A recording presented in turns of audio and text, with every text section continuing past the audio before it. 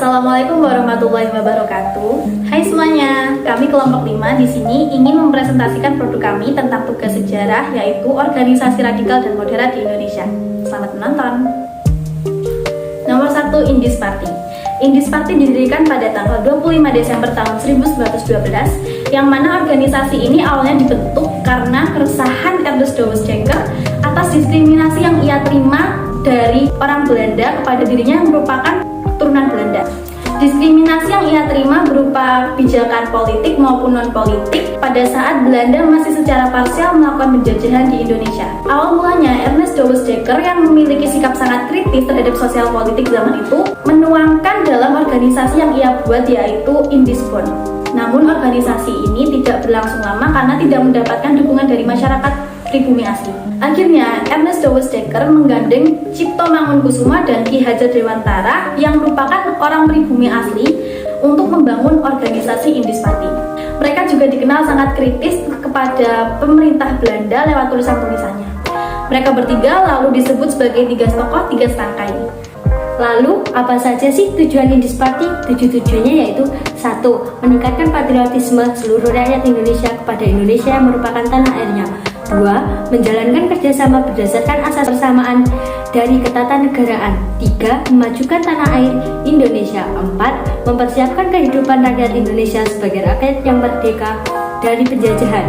Untuk mencapai tujuan yang telah saya sebutkan, pasti harus ada usaha dong untuk mencapainya.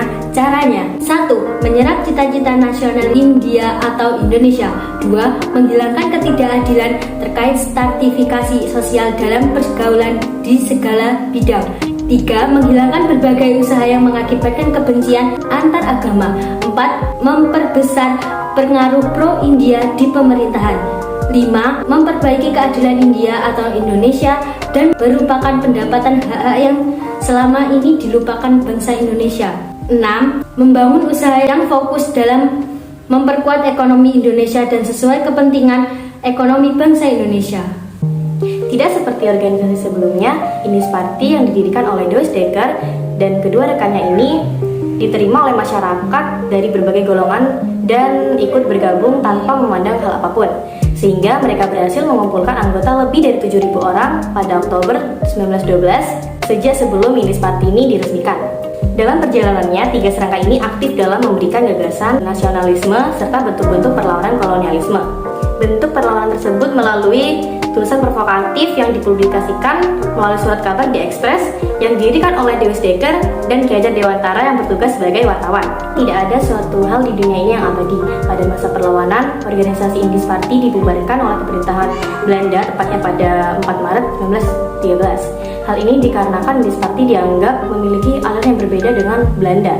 Organisasi ini dianggap sebagai gerakan radikal yang mengganggu keamanan yang dapat membangkitkan rasa nasionalisme dari masyarakat, sehingga dikhawatirkan akan melawan pemerintahan Belanda. Organisasi Indies Party adalah salah satu contoh gerakan radikal, guys.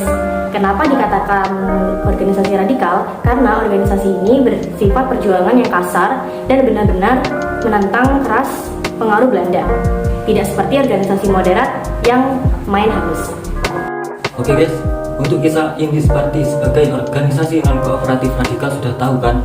Paham dong pastinya. Sekarang mari kita lanjut ke organisasi moderat. 2. Sarekat Islam. Pada awalnya, Sarekat Islam adalah organisasi dagang bernama Sarekat Dagang Islam atau SDI yang didirikan oleh Billy Haji Samanhudi pada 16 Oktober 1905. Organisasi yang dibentuk oleh Haji Samanhudi dan kawan-kawan ini adalah perkumpulan pedagang-pedagang Islam yang menentang politik Belanda memberi kekuasaan masuknya pedagang asing untuk menguasai komplar ekonomi rakyat pada masa itu. Sarekat Islam merupakan organisasi yang secara lantang menentang segala ketidakadilan dalam sistem kolonialisme di Indonesia.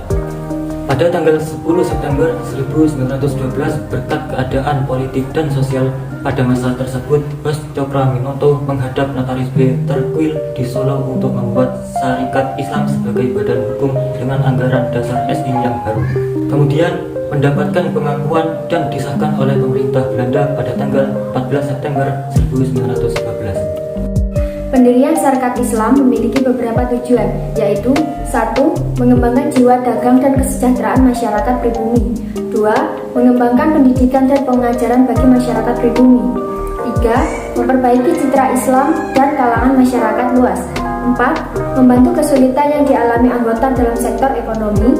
5. Mengembangkan eksistensi agama Islam di Indonesia. Samanhudi mendirikan Sarekat Dagang Islam dengan tujuan untuk menggalang kerjasama antara pedagang Islam demi memajukan kesejahteraan pedagang Islam pribumi. Pada tahun 1912, Gus Cokro Aminoto mengubah nama organisasi Sarekat Dagang Islam menjadi Sarekat Islam. Perubahan nama tersebut bertujuan agar keanggotaan organisasi tidak hanya terbatas pada golongan pedagang, namun juga terbuka bagi seluruh umat Islam di Indonesia. Awalnya, Sarekat Islam dipimpin oleh Samanhudi. Lalu, pada tahun 1912, pada masa kepemimpinan Gus Cokro Aminoto, arah organisasi Sarekat Islam merambah di bidang sosial, politik, dan pemerintahan. Sarekat Islam selalu menyuarakan semangat perjuangan Islam dalam perlawanan terhadap kolonialisme dan imperialisme. Cita-cita Sarekat Islam berhasil mendapat simpati masyarakat pribumi dan berkembang hingga ke desa-desa pedalaman.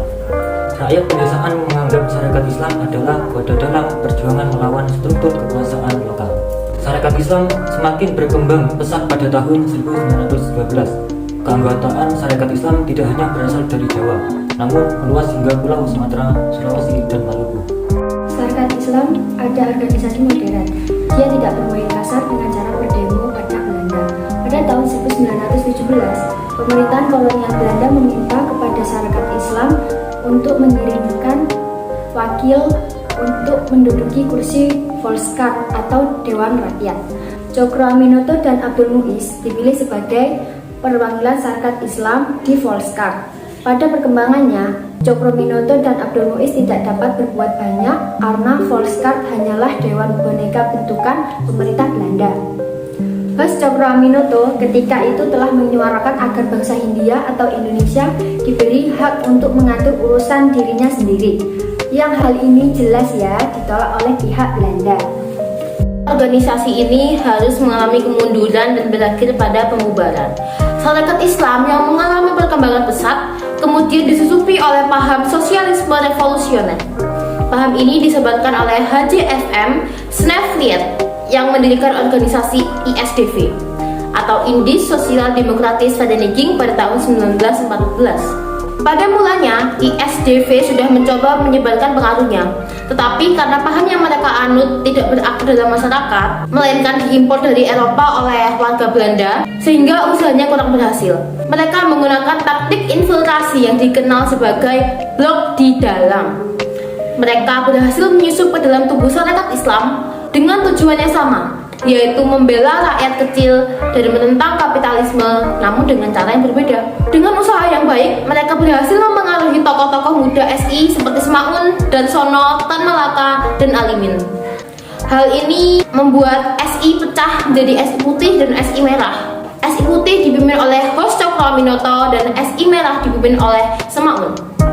SI Merah berlandaskan asas sosialisme dan komunisme. Lalu, apa sih yang terjadi pada SI Merah dan SI Putih saat ini setelah mereka bercerai menjadi dua?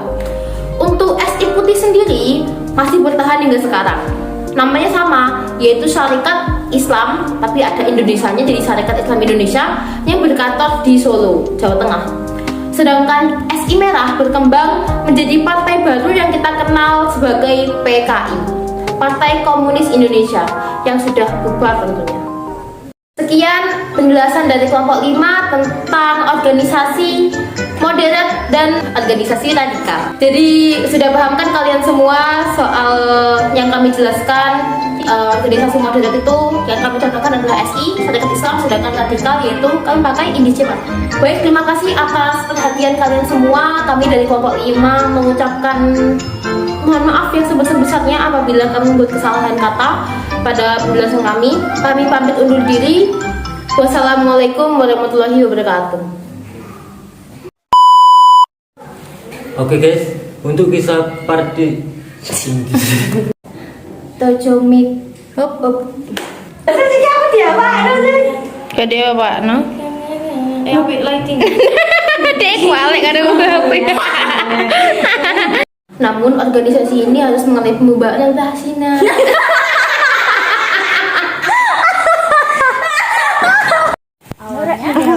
Organisasi ini kita karena keresahan Gelak rumahku. terhadap diskriminasi. Dan organisasi apa? Organisasi apa? Organisasi radikal.